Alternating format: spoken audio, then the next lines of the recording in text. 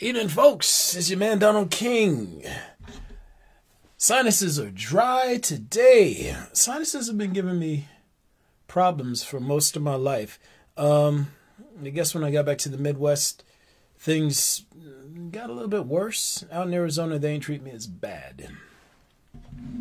But here, they like to pick on me. They just been dried out today. So, yeah, and it's been like that for a couple weeks. I got sick a few weeks ago.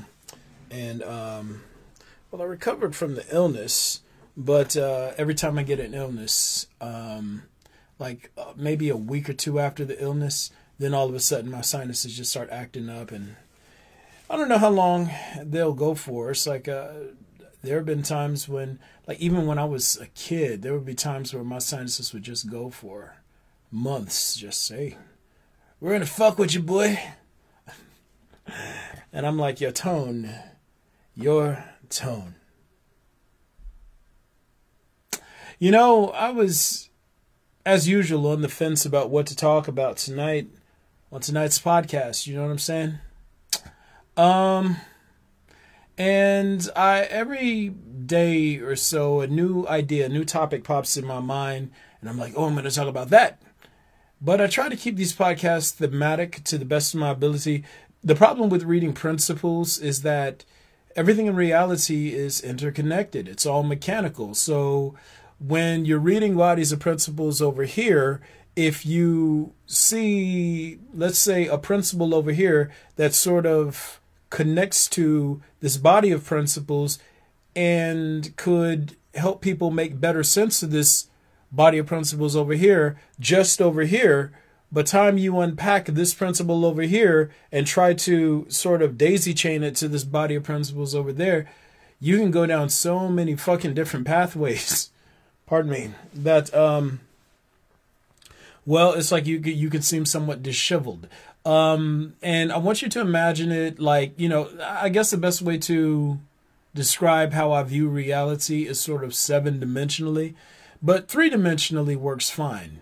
You know what I'm saying? So imagine trying to take something that's 3-dimensional and transpose it into something that is, or translate it to transpose. I guess suppose transpose could work in that context. Transpose it into something that's linear. So whereas human knowledge systems are modal and or linear progressive and work sort of like an Etch-a-Sketch, imagine the amount of detail it takes to translate a 3-dimensional image into an Etch-a-Sketch. Is it possible? Yes. Does it take a lot of movement and a lot of finagling to make shit happen? Absolutely. So you would be surprised at how concise with words I am, seeing as what I'm translating from into the English language is by your, at least by your understanding, it would be 3-dimensional. It's like literally I'm getting very fast at capturing images in an Etch-a-Sketch, and they go with fluidity. But even in explaining that to you, it goes back to the point I was making previously, which is explaining bodies of principles can be kind of tricky when something that you require to help people grasp this body of principles over here is over here, and you have to connect this principle all the way to this body of principles over here. It's a lot of work. So whenever you see me in these podcasts and I seem to be sort of bouncing around or disheveled or things of that nature, it's like because I'm not working in a modal fashion, I'm not working linear directionally, and everything is just there. It's kind of like, you ever see those artists who will start working on a board, painting something, and then they'll flip it upside down and all of a sudden you'll see a picture revealed to itself? That's kind of how it works with me explaining these principles, especially when it comes to sort of recounting past experiences that are sort of principle based. It's a lot. But to my process of selecting what the topics of discussion will be, every few days or so, several, ideas or I won't even call them ideas. I'll say, ooh, this is a body of principles I need to explore. And that's what we really spend these podcasts doing. You're actually watching me read bodies of principles in real time and try to convey them to you in relatable language. And so it's never so much about sort of coming up with what I want to talk about. It's always more along the lines of sort of pulling out a Rolodex. So we're going to read from this body of principles over here. And you're reading, and I see the principles, but you guys can't see them, and they're sort of like more akin to images and experiences I've lived through and flashes and this and that. So I'm always like, all right, you're watching me translate it into English in real time, which is quite interesting. But that was a very, very, very long segue into my point, which happens sometimes. Forsaken talent, trying to chase cool. It's one of the greatest sins people can commit. And I was thinking about this because it's like I've seen so many supremely talented people. Just in case you aren't aware, talent, principally defined, is a person's ability to tap into their wellspring of potential and use their wellspring of potential to create effects in reality. Now, more often than not, people channel their potential through like instruments or through disciplines. So sometimes you'll see a dancer and they'll move in such a way that it's just mesmerizing. You'll see a musician. I was watching, I think my new favorite musician for the time right now, guy by the name of Peter Collins, and I'm gonna probably post his a video of his in the comments section of this video right here. But the guy, he's magical. I'm a magical being, okay? By virtue of what I am, virtue of what I'm able to do, my ability to pull from my wellspring of potential and transform it into, I guess, and I don't even necessarily want to limit it to language, because I can do it with music, I can do it with poetry, I can do it with pretty much anything I get my hands on. But my ability to shift people's experience in reality through paradigms, through movements and sound, through experiences and tastes, things of this nature, my level of talent, it is magical. I'm a magical thing as a result of what I am. But people who are supremely talented, they're magical in their own right. Magic is the ability, and this is what you need to understand about magic. Magic is basically manipulating principles. And people who know how to tap into their wellspring of potential,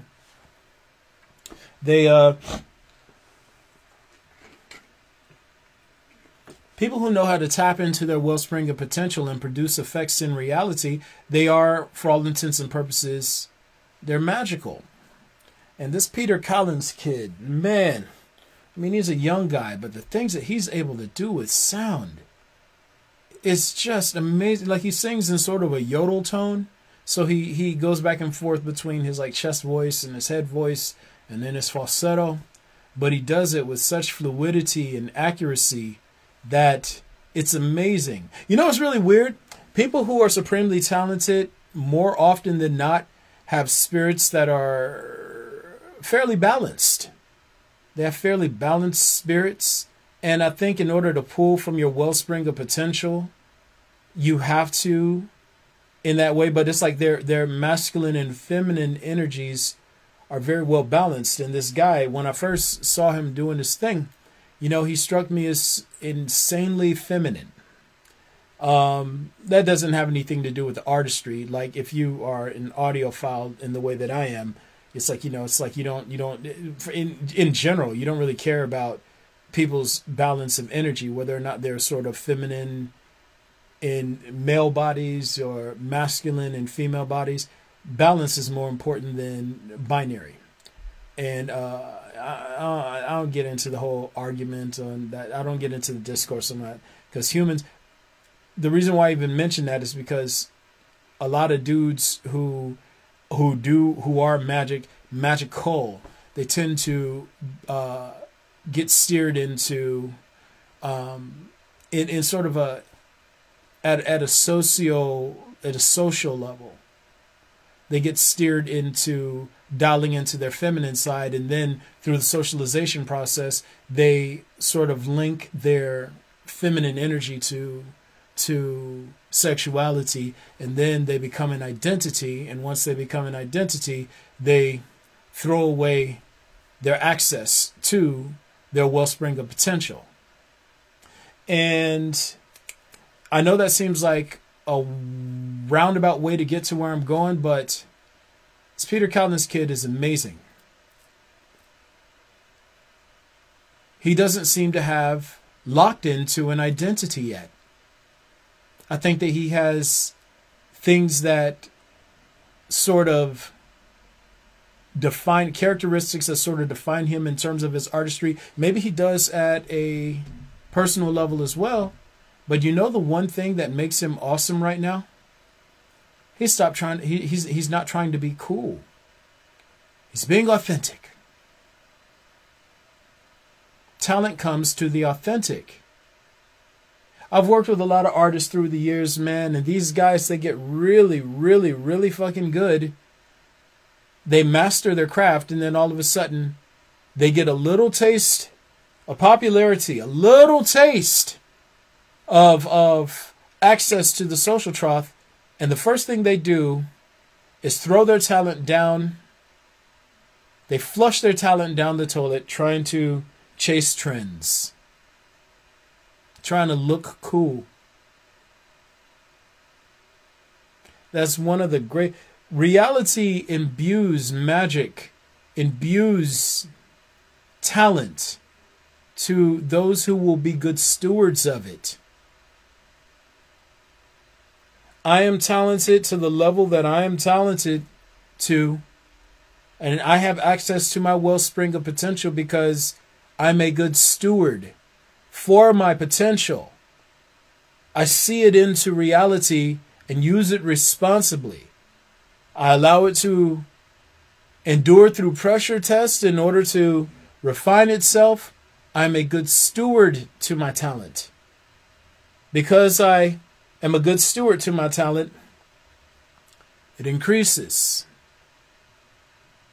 The more I use it, the stronger it gets. The more I bond with it, the more I nurture it, the stronger it gets.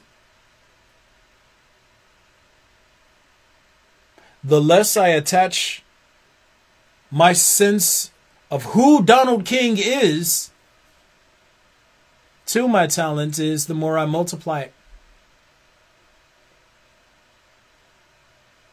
But a lot of people, man, they get a little taste of power, a little taste of social freedom, and they throw their talent away trying to look cool. I look at somebody like Chris Brown, man. Chris Brown's talent, his talent level is out of this world. It's like, it's just insane how much talent was in this kid. What'd he do? He threw it away trying to chase cool. I watched a video of this man and all the things he's talking about, the drug references and the sort of dehumanizing of women and things of that nature, turning them into artifacts and things to be exploited. I didn't see somebody authentically being themselves. I saw somebody acting, trying to maintain an image that was that people came to expect from him. It's kind of like watching Michael Jackson.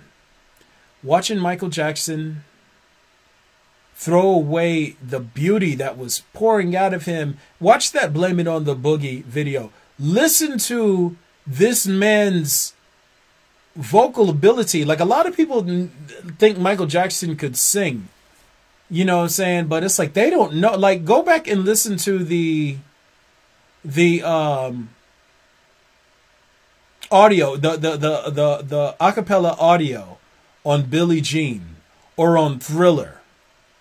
The breath control, the enunciation, the switching from registers to chest to head voice to falsetto, pure tone, hitting those notes clean. I mean, and just, I mean, the emotion behind the words, the understanding of accentuation when it comes to certain parts of words, pressuring through certain parts of the words, telling a story with every single element of the vocal line was amazing. It's just, I mean, when you're watching somebody with that level of skill, like, you know, it became really dismissible because you get really used to hearing Billie Jean and Thriller and stuff like that. You get really used to hearing these things over and over again. So you don't understand the technicality that went into it, but that was God level talent. And it's like, you know, I've been a Prince fan through the last couple years, and not that he and Mike have to be compared, but because they were always in competition with one another, I was always like, well, Mike had this, he had a full machine behind him, and Prince was doing all this other stuff on his own. But Mike's songs were more polished than Prince's, and like Mike hired people to build a stage for him to shine on. And when he shined through, it was ethereal. Like, people, like, you, it's real easy to just get into the groove of the songs. It's kind of like listening to Stevie Wonder. You listen to Stevie Wonder, and you're like, it's real easy to groove to things that you sort of take for granted because you heard them so much. But if you understand the technicality that goes into creating these masterpieces, you're like, you're a level of genius. You have access to your pool of potential that most people will never tap into. And when you know that you're dealing with a person who is really tapped into their pool of potential, you know it because they shift the space around them. You see talent, you see potential oozing out of them. They shift the space around them.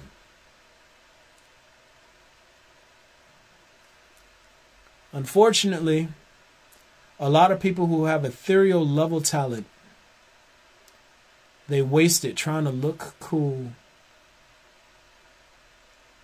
They waste it trying to be characters of interest. Circling back to Mike, you saw that talent that was oozing out of him in, you know, Off the Wall, or leading up to Off the Wall, and through Thriller, even through Bad. He just had it oozing out of him. And then what? All of a sudden, his whole shit got reduced to a bunch of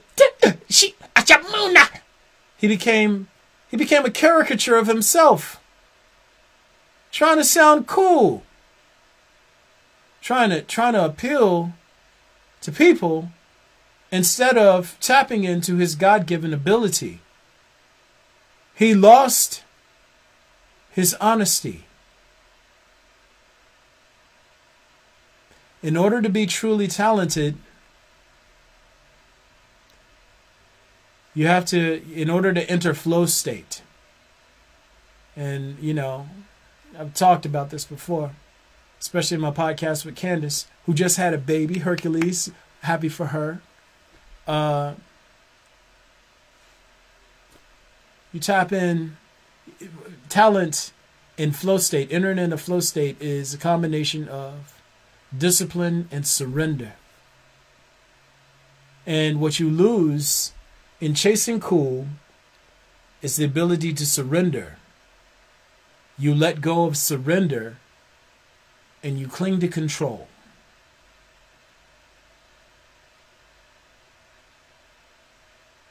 You let go of surrender and you cling to control. What happens when you have discipline and control? They become redundant. You enter into a recursion loop, a recursive loop, where all of a sudden you start trying to manufacture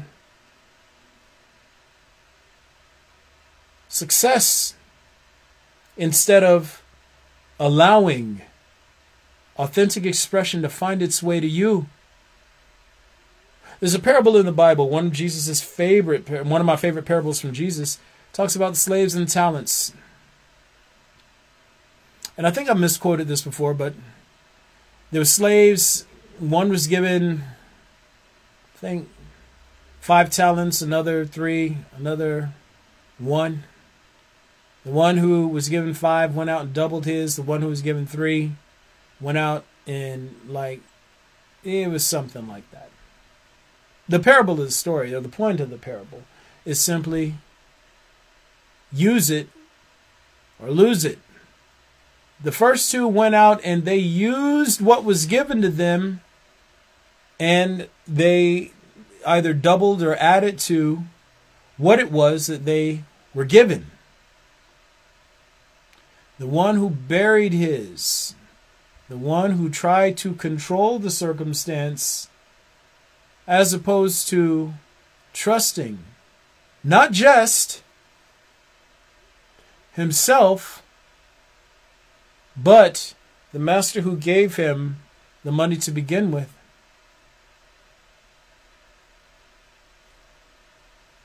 He chose not to trust. He chose to try to control. He did not surrender. He was called a lazy slave. He was thrown out into the cold where the weeping and the gnashing of his teeth would be. When you forsake your talent, chasing cool, you are burying what was given to you by reality itself in an effort to appease and profit from men. I know a lot of cool people. I've met a lot of cool people within the last year or so. Right? And I don't think they have any idea of how much talented or more talented they would be if they stopped trying to be cool.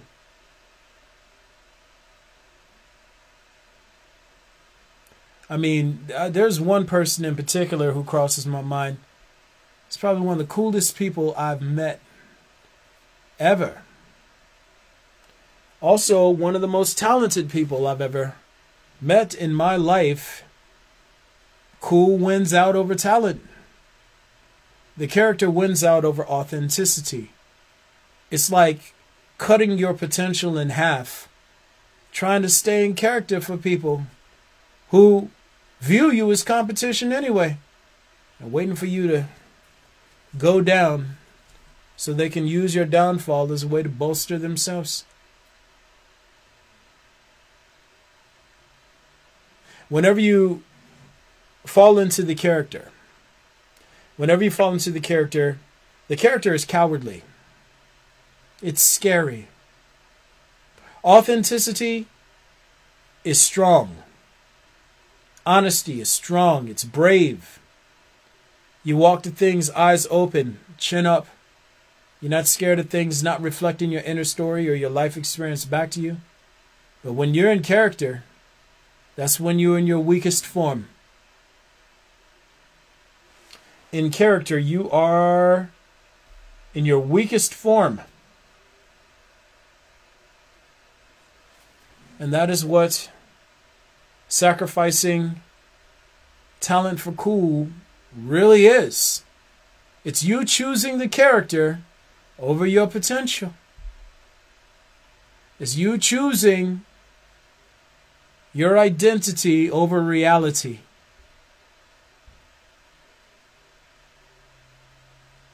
Look at all the people who you know who focus on being characters of interest and place their desire to be characters of interest over and ahead of actually improving as people in life. They stay cool, they stay cliquey, do a bunch of nothing, and then sit around and criticize, try to tear down everyone who set aside the character they were trying to be and try to advance to something better.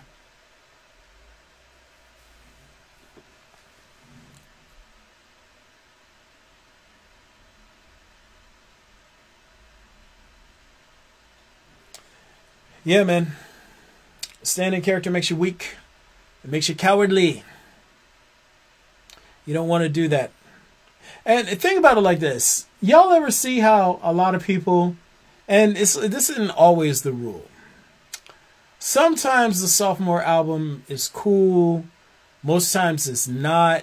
But you'll see somebody like the Cranberries come out and they're like, in your head. In your head, zombie, zombie. And they come out and they hard. And you're like, yo, y'all are wildin'. Y'all got to give my voice. In your head. My voice is off right now. I can't get it right now. But, yeah, man, they came out. They were killing it. The second song, they come around. Second album of their sophomore album, they lost all their fire. They lost all their fire. They're all thankful. They lost their angst. They were chasing a formula. You know, Boyz II Men's second album, their sophomore album, was it Cooley High Harmony? No. I mean, it wasn't bad. They had some hits on there too. It was, I mean, like, you know, but it's like it didn't have that same pop. Like when you come out and you have all that energy on the front end, a lot of it is really you just tapping into your wellspring of potential. Tapping into your wellspring of potential, and you're like, I mean, like, you know, it's like you got that fire in your belly. And all of a sudden, they're like, oh man, you made it. And then all of a sudden, as soon as somebody makes it, they get it in their minds that they have to be cool and look cool. And all of a sudden, it's just, everything goes to shit. They stop being able to express themselves. I think the only person who hit that sort of stride, and well, there are a couple of superstars right now that just improved through the years, and I don't know if you can really classify hip hop in that way, because I mean, you got cats like Jay-Z, you got cats like Jay-Z, and like even Kanye. I'm not a fan of his narcissism by any stretch of the imagination, but he's had some hits through the years. Man, but they have myriads of people around them working to help craft the platform they shine on, and you know, I mean, their albums seem to progressively get better, but I mean, for the most part, I'll look at somebody like Kanye and Jay-Z, and I've never heard them conform to the style.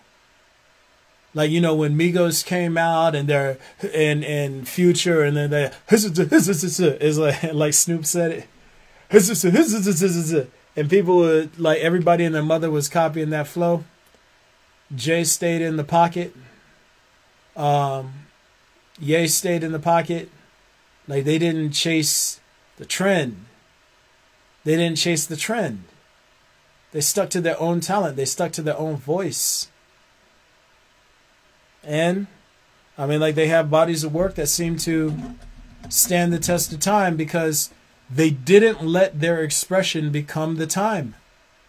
I had a homeboy I used to politic with, man, for many, many years, many decades, man.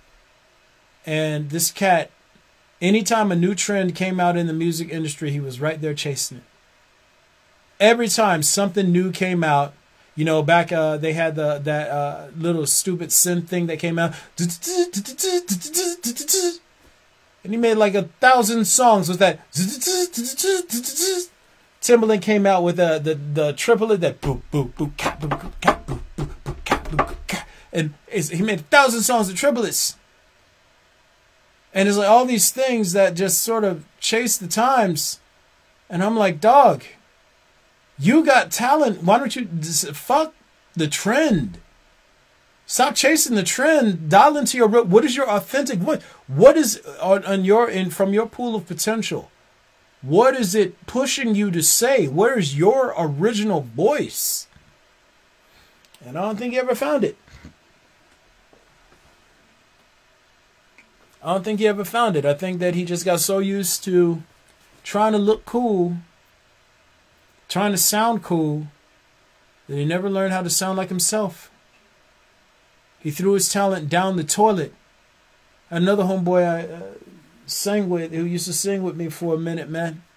And one of the most heartbreaking things, we used to sing, he used to sing on records that I did. One of the most heartbreaking things I saw was like just somebody who had one of the purest hearts and purest forms of talent that I'd seen. I mean, like, the dude just fucking glowed. All of a sudden, you start trying to be a character. He started trying to be a character. And in trying to be a character, it's like he lost the magic. And just broke my heart, because it's like just talent oozing out of him for no reason whatsoever. Brother, absurd the word! What's up with you, boy? Let me see. What's up, Donald? Brother, it's good to see you. Yes. On the topic of the character versus authenticity, I was listening to a few interviews. One was Billie Eilish and her brother, writer Phineas. They also mentioned how at the peak of their celebrity, she felt she was a girl performing Billie Eilish songs. Yes, that is, that's exactly what it is. Like, and Billie Eilish, man, she is a supremely skilled singer. She's supremely skilled singer. Like, and Phineas is probably one of the dopest writers, producers out there. I mean, like, the dude is just ridiculous, man. Their parents did good by them in raising them to be talented, raising them to tap into their talent. But Billie, a lot of times, she was an extension of Phineas's talent, not really tapping into her own a lot of times. And I think that maybe in their recording sessions, she, she was able to find some authenticity in it, but, she had to, she became like an instrument for him to use. You know what I'm saying? And I'm waiting to see, like, this all happened for her when she was really young. I'm waiting to see, after she goes through some life experiences, what she comes out as, like, 5-6 years from now, after she puts down the fucking mic and then just disappears, comes back out. She's going to be insane. But yeah, man, that's a great observation. That's a great observation. And thanks for connecting to the conversation, brother. Absurd the word! But that's what it is, man. Like, you can't, like that, and that's you're a great example of this. I think that you, brother Absurd, you and I've watched you do your music. It's like I've spent time around you. I've watched you share principles, and you actually apply your potential. You use your potential. You know what I'm saying? Like, you use your potential. Sometimes I'll read through some of your posts, and a lot of the things that you say, they pair well with things that I talk about. But it's like some of the ways in which you express yourself, and you use your command of language and things of that nature to just be authentic in how you see and how you understand things. It multiplies exponentially. And I don't know if you're tracking your progress. I track your progress. I look at how you've done, how much you've grown within the last, 2-3 years. And it's remarkable. Now imagine you took everything that you're doing right now, all the ways in which you've grown in terms of your understanding, and you tried to condense all of that down into convention. Let's say you took your understanding of what you understand of how the ego parasite works right now and tried to force it all to fit into conventional models using their ideal types and their knowledge systems and language structures and things of that nature. And what they take on authority right now at the institutional level. Would that enhance your understanding for what you see now? Or would it diminish it? It's kind of like me. I like to compare what I am able to do and what I understand and know to convention. A lot of times. Sometimes it's like I'll see some things in convention that I'm like, ooh, that's nice. I like that. Let me play around with that for a bit. Would I sacrifice my understanding and awareness of and for reality to make it fit within human knowledge systems? Absolutely not. I consistently perform above it. Why would I? Why would you? Why would you? Wild days, man. Dry sinuses. I don't like that, man. Just dry for no reason. I think it has to do with the HVAC system in here got cleaned out over the summer, and it's like now, I don't know, it's just getting a little. Anywho, that's neither here nor there. But in all things, the goal is to reach authenticity and expression. Can't do that if you're chasing acceptance from people now, can you? If you prioritize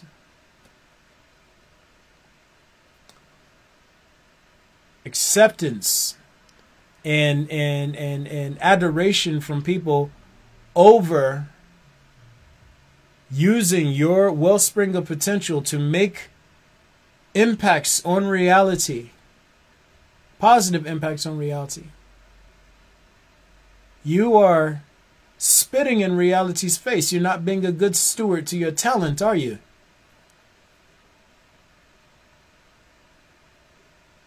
I want to look cool. I want to achieve something. I want people to like me. I want to do something no one's done before. I want people to think I'm important. I want to do something important that affects people.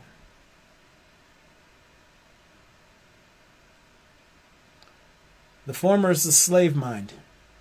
Slave can't tell the difference between looking important and being free. And that statement so effectively applies to everything that I'm talking about right now. When you give up your freedom and autonomy of expression, your access to your wellspring of potential, it's like you're giving up your freedom.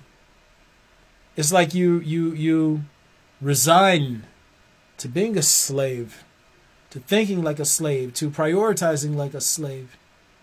And it's kind of like watching a beautiful, brilliant, wild stallion march itself into a barn, put on horseshoes, clip its hooves, attach a barrel to itself, and start working as a domestic beast. It's heartbreaking. All the geniuses I've met in my life who threw their genius, who just flushed their fucking genius down the toilet, trying to look important to social circles. It breaks your heart.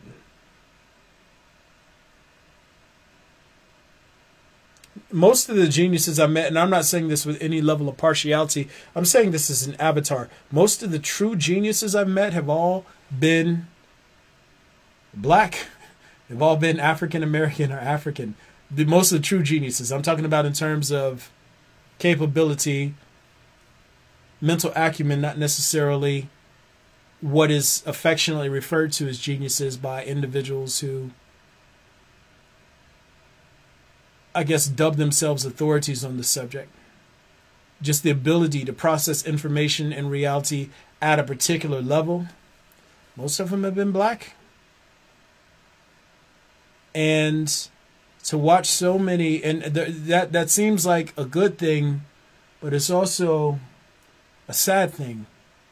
Because you know how many of all the people I've seen throw their potential in the toilet, just shit it into the toilet and flush it down?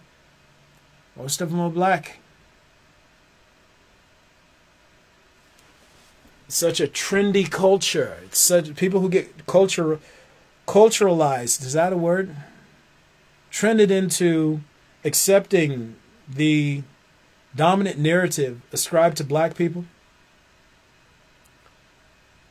I watch them internalize these stories and try to become these characters that fit into these stories that literally cut their access to their wellspring of potential in half or more. And cut it by half or more. Just trying to fit in. Just trying to look important. Just trying to gain access to the crowd and the social trough. It's really heartbreaking. It's heartbreaking. Your propensity to be a genius is higher than most people's, and your propensity to throw it away is even higher.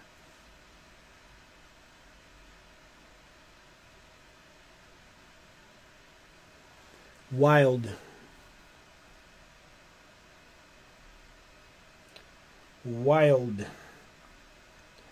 Anyway, back to the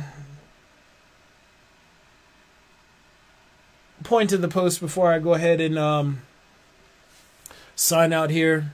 I think I covered everything. Again, I'm reading principles in real time. How effective I am at translating principles into English through the course of these podcasts is a mystery to me. I don't know until I watch it back. Some days I think I did great and I'm like, oh man, I killed that podcast. And then I'll sit back and watch it back and I'm like, ooh, it's terrible. Other days I'm like, man, I fucked this all the way up. And I go back and I watch it and I'm like, okay, yeah, all right. I wasn't terrible. I never know. But I do it, man. I show up every day. I show up to this. It's not easy, but I show up.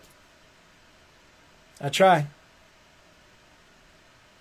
And people are either going to benefit from it or they're going to catch that fade on the back end. I am literally, I don't probably post this separately, but I'm literally the most expensive thing in the history of the species. Everybody's paying for me, and they don't know it yet. Fucked up thing is, if you pay on the front end, the only thing you have to do is pay attention and do what you can to clear the path so the entity I'm hosting can be heard. Do what you can to help clear the path. Hey, let me help out here. Let me do a little bit over here. Hey, everybody, shut up. Pay attention. This is important. Stuff is that you can do work on the front end. You can pay on the front end or you can pay on the back end. Back end, there's no coming back from that. Everything that I have to endure through, everything I have to endure through in order to do this work gets charged back to not just people who tried to block the path and compete against me, but people who did nothing to clear the path. I'm the most expensive thing in the history of the species. And not just in the history of human species. I mean, shit, extraterrestrials. Like right now, and I mean, I'm not the only avatar on any planet. Like there are other avatars on other planets and shit like that.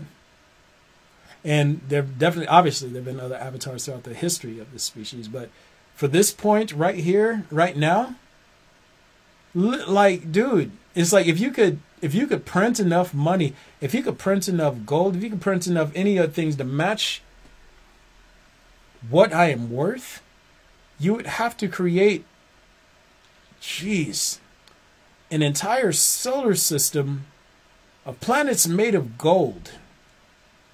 And I'm not speaking as Donald King the man. I'm talking about the entity that I'm hosting right now. Just in terms of the how the money grading system is, for lack of a better expression, in this species, you'd have to create an entire solar system made of gold, with gold being valued at its highest throughout the history of the species, just to match the value I bring to you as a people.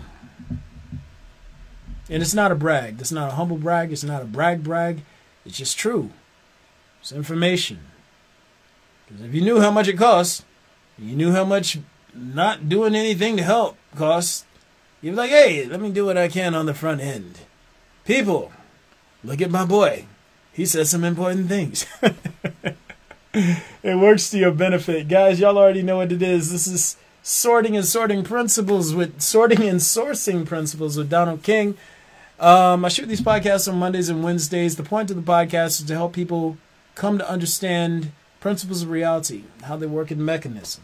Reality is a system that has been in place well before humanity came onto the scene. Reality was here before this planet.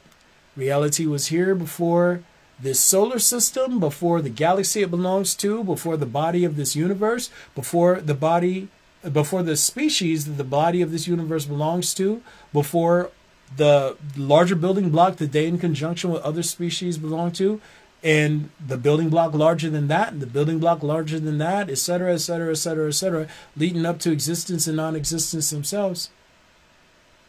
Reality was here first. Reality has rules.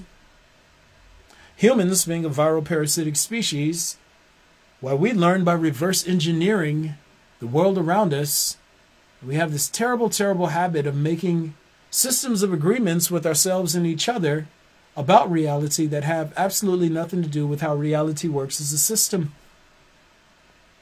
The purpose of an avatar is to explain the rules of reality to the species, because y'all are line stepping. Y'all have made tons of messes, and the way reality works is if you make messes within it, unless you clean them up, those messes get charged back to you.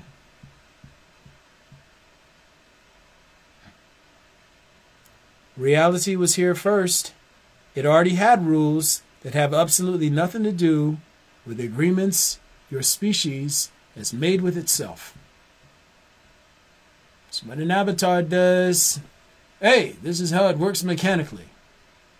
In this podcast series, what I do is I talk about principles of natural organization and then also principles of viral parasitic organization.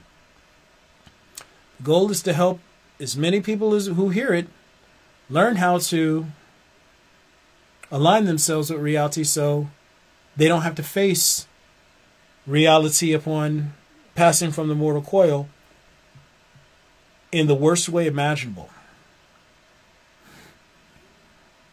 You make an enemy out of reality, that's not something you walk away from. Right now, humans are a viral, parasitic, and or corrupt species, and well, they're beefing with the meta of all metas, Omni. And it's going to get bad. But anywho, my goal is to help you all understand the rules of reality so you don't catch this Omni fade. If you want to assist me in helping other people understand rules of reality, which works to your benefit, I swear to God it does. at least according to what I see through the avatar perspective. You can always do what you can to help promote material, and also, hell, you can help me clear the path over here in the socioeconomic realm. You can donate through Cash App. You can Cash App your boy a little bit of love at Donna King. Also, you can join the Patreon family. Proceeds go to helping me build things up on this end, get and maintain equipment and take care of like what few living expenses I can with whatever's given to me at the time, so I can focus more on this work, because I still got a lot to share. I haven't even done the majority of the stuff, and the majority of this has just come out of my effort and my pocket. I've had some donations through the past couple of years, but I mean, literally all this work, 99% of this has just come purely from my effort alone, and this is supposed to be a collaborative affair between humanity and reality. So if you want to help, you can. Also, I post content to Instagram. I fly these videos over to my YouTube channel, and I also post content to Medium. Guys, just check it out. I'm not trying to sell you on any ideas.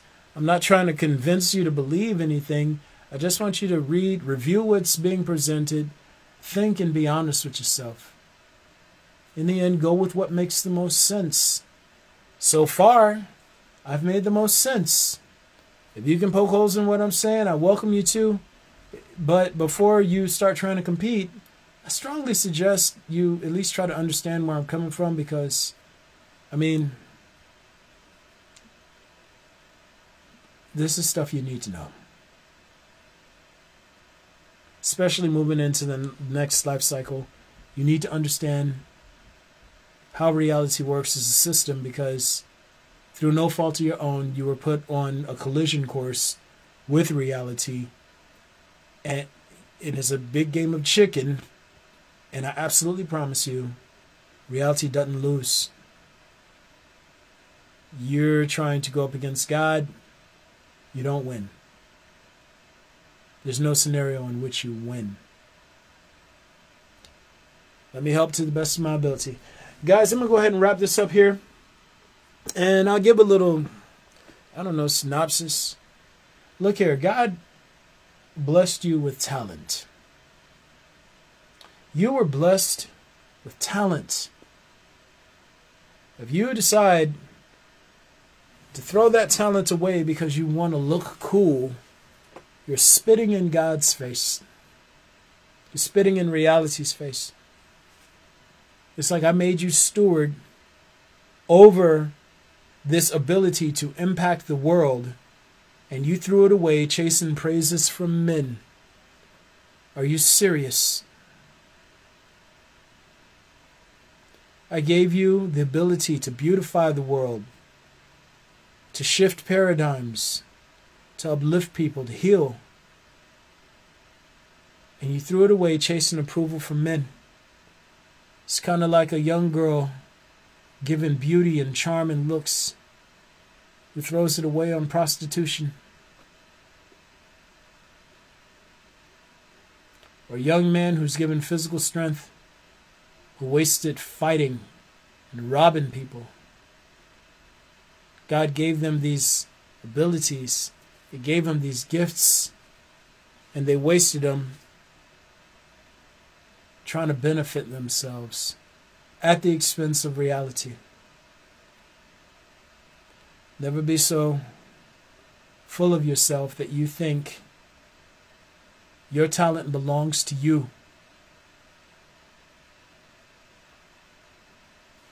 Never be so full of yourself that you convince yourself you are a master of reality, or that it's your place to manipulate others and use and abuse your talent for self-benefit. Parasites can't think above the level of self-interest. Slaves can't think above the level of self-interest. If you think like a slave and use your talent accordingly, you will literally be spitting in the face of God. Guys, it's your man Donald King. I'm out.